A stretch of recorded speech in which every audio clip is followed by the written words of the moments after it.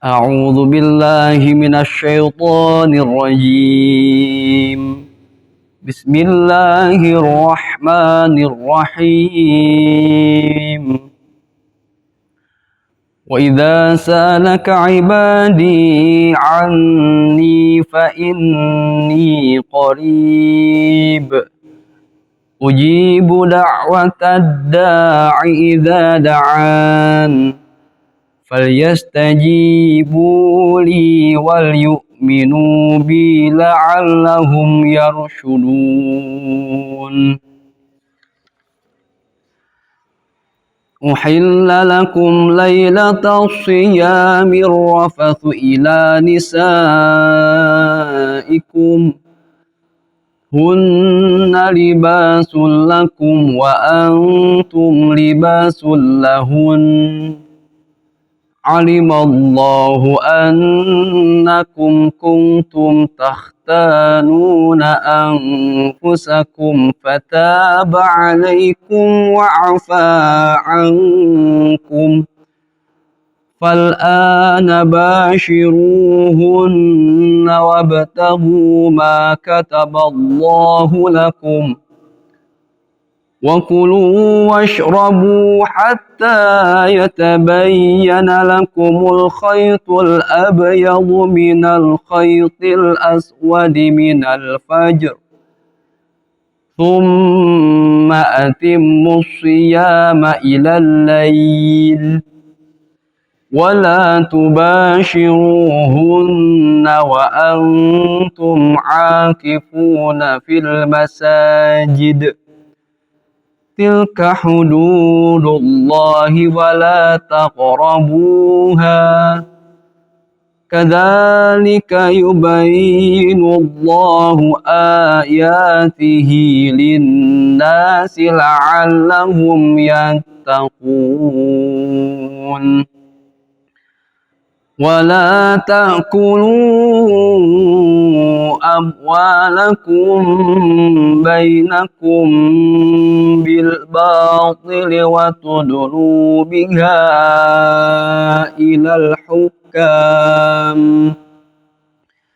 إلى الحكام لتأكلوا فريقا من أموال الناس بالإثم وأنتم تعلمون.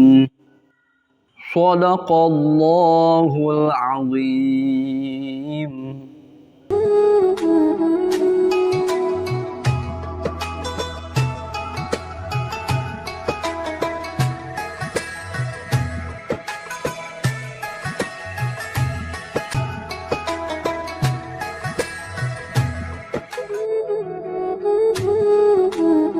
Assalamualaikum warahmatullahi wabarakatuh. Alhamdulillahilladzi ja'alal ilma arfa'a sifatil kamaliyah. Ashhadu an la ilaha illallah wahdahu la syarikalah. Wa ashhadu anna sayyidana Muhammadan abduhu wa rasuluhu allazi khassahullahu ta'ala bijami'i kamalatil ubudiyah.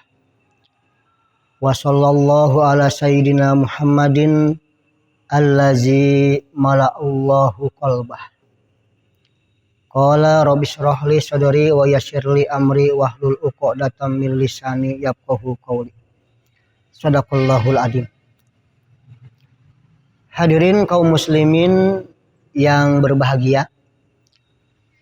Pertama-tama mari kita panjatkan puji dan syukur kehadirat Allah Rabbun Ghafur yang mana telah memberikan taufik dan hidayahnya kepada kita semua sehingga kita bisa melaksanakan ibadah saum di bulan suci Ramadan ini.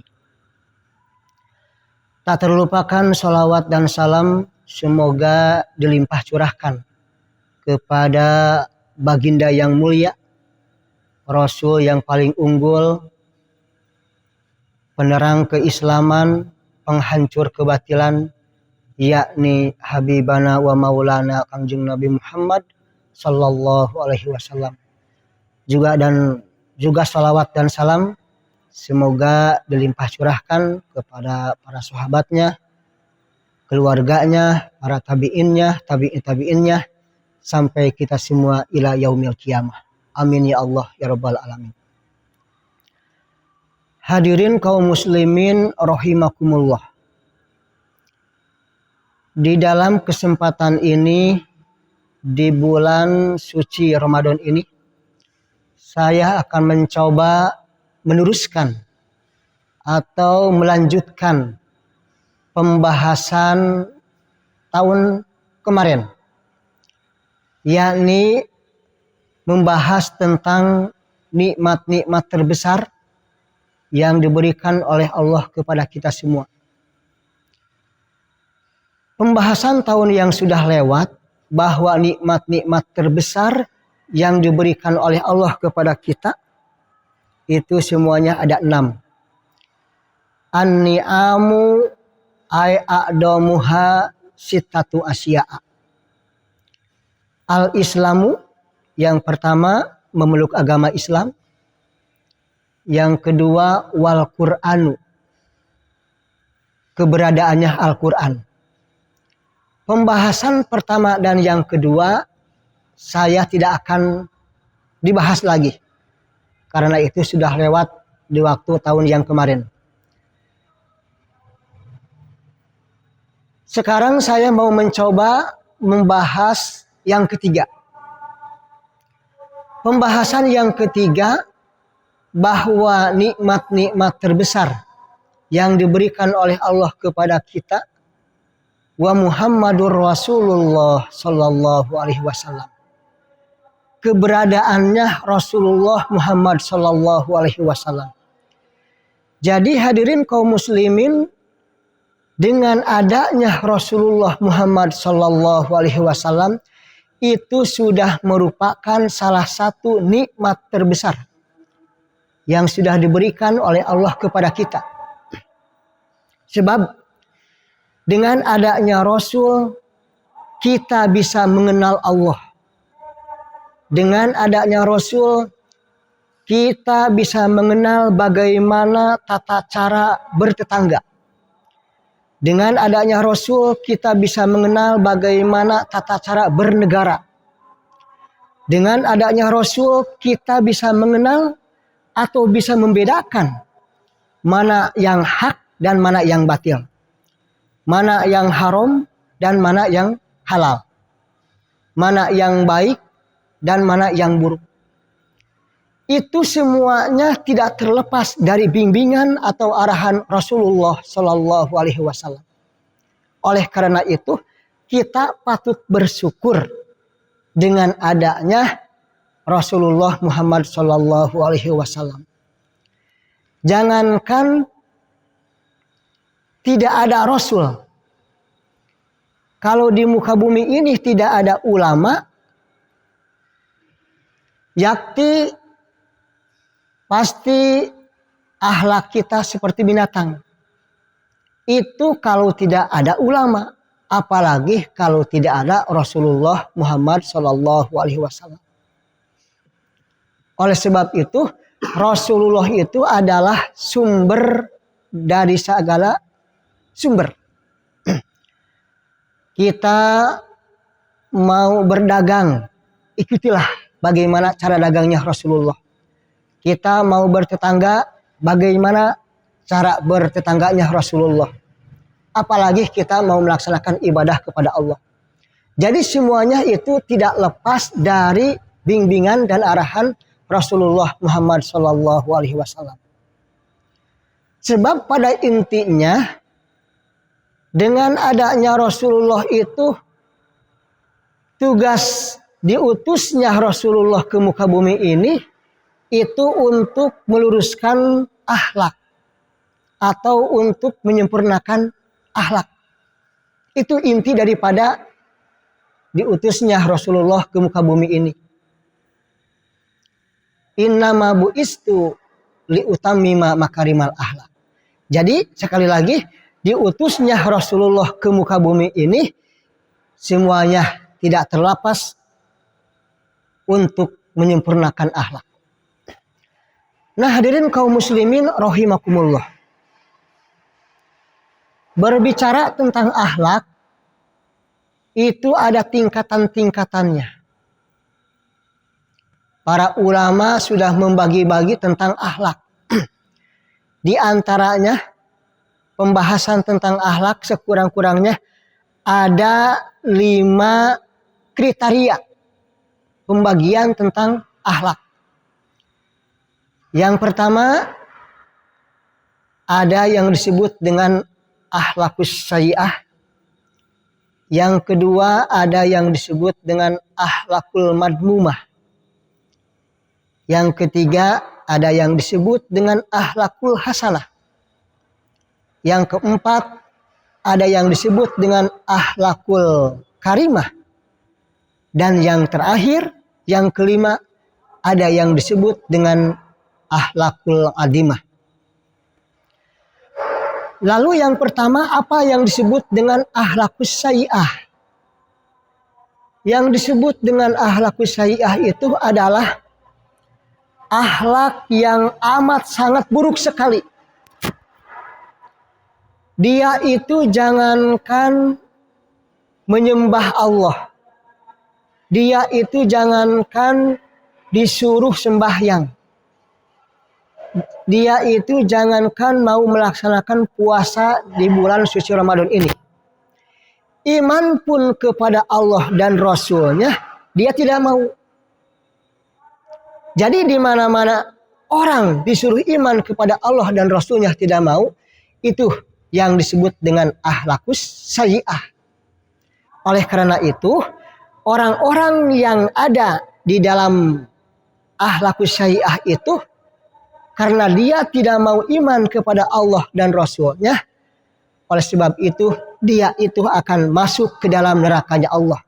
Bahkan masuknya ke dalam neraka Allah itu abadal abidin, untuk selama-lamanya. Ulaika ashabun nar hum fiha khalidun. Atau kata ulama di dalam berbagai kitab, wa bi anna marji'a muslimin li jinanihi wa bi anna marji'a kafirin di jahannam. Pangbalikan jalma Islam bakal ke surga, pangbalikan jalma kafir bakal kana neraka. A'udzubillahi min dzalik, summa na'udzubillahi min dzalik. Lalu yang kedua, apa yang disebut dengan akhlakul madmumah? Akhlakul madmumah itu adalah akhlak yang amat sangat tercela. Akhlak yang amat sangat aib sekali. Dia itu mau iman kepada Allah dan Rasulnya. Dia disuruh iman kepada Allah dan Rasulnya, dia iman. Dia disuruh masuk kepada agama Islam, dia mau. Tetapi walaupun dia iman kepada Allah dan Rasulnya, dia itu tidak mau melaksanakan perintah-perintah Allah. Allah menyuruh sembahyang kepada dia, aqimus sholata, dia tidak mau. Allah menyuruh membayar zakat, wa atuz zakata, dia tidak mau. Allah menyuruh puasa di bulan suci Ramadan, ya ayyuhallazina amanu kutiba alaikumusiyam kama kutiba alal ladzina min qablikum la'allakum tattaqun, juga tidak mau. Nah, itulah yang disebut dengan akhlakul madmumah. Iman kepada Rasul, iman kepada Allah, cuman dia tidak mau melaksanakan perintah-perintah Allah dan tidak menjauhi larangan-larangan Allah. Itulah yang disebut dengan akhlakul madmumah. Dialah orang-orang fasikin atau orang-orang munafikin. Nah, orang-orang fasikin juga itu sama.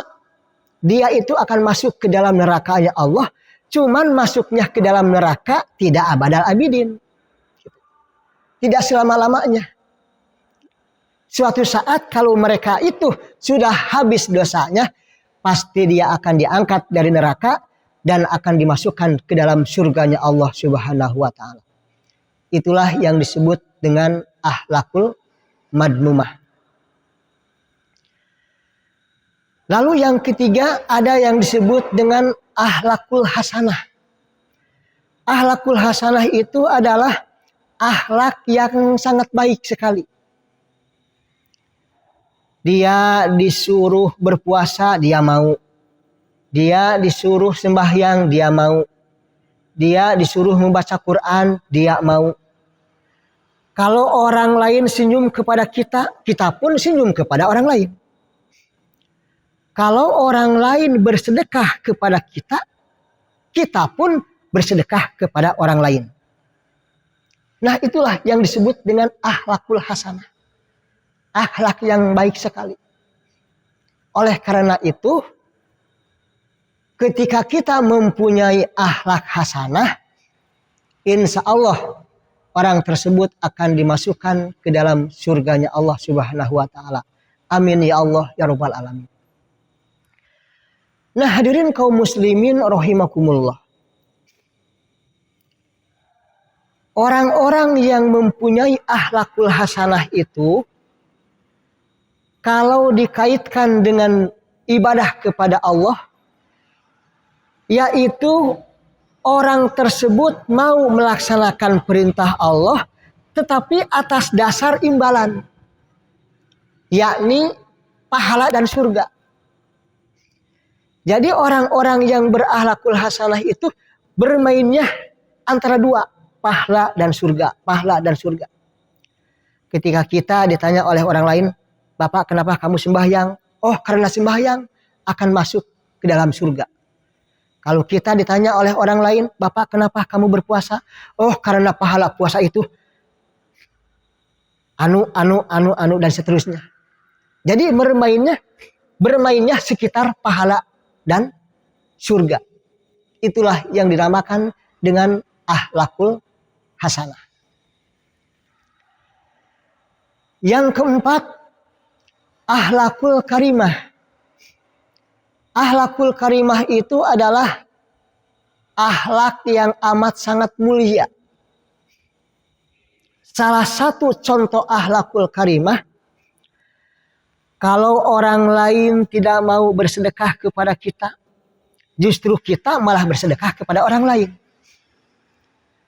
Kalau orang lain menjauhi kita atau memusuhi kita, justru malah kita mendekati mereka. Kalau orang lain bakhil kepada kita, justru kita malah dermawan kepada orang lain. Itulah yang disebut dengan akhlakul karimah. Nah, orang-orang yang termasuk akhlakul karimah itu, kalau dia melaksanakan ibadah, dia itu tidak mengharapkan imbalan. Tapi dia melaksanakan perintah Allah atas dasar syukur dan tobat. Dia sama sekali tidak mengharapkan pahala dan surga. Karena surga dan pahala itu hak prerogatif Gusti Allah. Bukan hak kita. Jadi hakikatnya pahala dan surga itu adalah bonus dari Allah. Bukan urusan kita. Oleh karena itu orang-orang yang punya berakhlakul karimah, ketika dia melaksanakan ibadah kepada Allah, dia tidak mengharapkan imbalan. Tapi atas dasar syukur dan tobat. Kalau kita ditanya oleh orang lain, Bapak kenapa kamu sembahyang? Syukur. Karena nikmat Allah terlalu banyak kepada kita. Kalau kita ditanya oleh orang lain, Bapak kenapa kamu berpuasa? Taubat. Karena dosa kita terlalu banyak kepada Allah. Walaupun secara lahiriah, dia itu jarang sekali melaksanakan perbuatan-perbuatan yang dinamakan dosa. Itulah yang disebut dengan akhlakul karimah. Lalu pembahasan yang kelima, yang terakhir. Ada yang disebut dengan akhlakul adimah. Akhlakul adimah itu adalah akhlaknya orang-orang khusus. Dia itu mungkin sudah serba Allah. Dunia dan isinya bagaikan tidak ada. yang ada hanya Allah. Mungkin kalau orang lain melihat gunung, mungkin yang kelihatan oleh kita gunungnya. Tetapi ketika dia sudah mempunyai akhlakul adimah, yang kelihatan oleh dia bukan gunungnya, tetapi yang menciptakan gunungnya. Kalau orang lain melihat lautan, mungkin yang kelihatan airnya. Tetapi ketika orang sudah mempunyai akhlakul adimah, yang kelihatan bukan airnya, tetapi yang kelihatan zat yang menciptakan airnya, yakni Allah Subhanahu wa taala. Oleh karena itu, akhlakul adimah itu pada umumnya dimiliki oleh para anbiya, para rasul, para sahabat, mungkin para aulia-aulia Allah, kekasih-kekasih Allah. Itulah yang dinamakan dengan akhlakul adimah. Orang-orang yang sudah mempunyai akhlakul adimah, jangankan makhluk-makhluk di luar sekitar kita, diri sendirinya pun dianggap sudah tidak ada. Itulah yang dinamakan dengan akhlakul adimah. La ilaha illallah, la mawujuda illallah. Oleh karena itu, dengan adanya pembahasan akhlak yang 5, kita bisa memilih di antara akhlak yang 5 itu. Kalau tadi berbicara tentang akhlak hasanah, itu ketika dia melaksanakan perintah Allah disebut ibadah. Kalau yang disebut dengan akhlakul karimah, ketika dia melaksanakan perintah Allah disebut ubudiyah. Dan yang disebut dengan akhlakul adimah ketika melaksanakan perintah Allah disebut dengan ubudah. Jadi akhlakul hasanah disebut ibadah, akhlakul karimah disebut ubudiyah, akhlakul adimah disebut dengan sebutan ubudah. Nah, hadirin kaum muslimin, rupanya dari saya, dari Al-Fakir, dicukupkan sekian. Mudah-mudahan pembahasan dari awal sampai akhir, mudah-mudahan ada manfaatnya, khusus kepada diri saya sendiri, umumnya kepada muslimin wal muslimat. Dan saya sebelum diakhiri mohon maaf atas segala kekurangannya dari awal sampai akhir. Kama qala fi kitabi Johar al-Maknun wa yambagi li sauhibil kalami ta'annukun fil bad'i wal hitami. Dicukupkan sekian, wabillahi taufiq wal hidayah. Wassalamualaikum warahmatullahi wabarakatuh.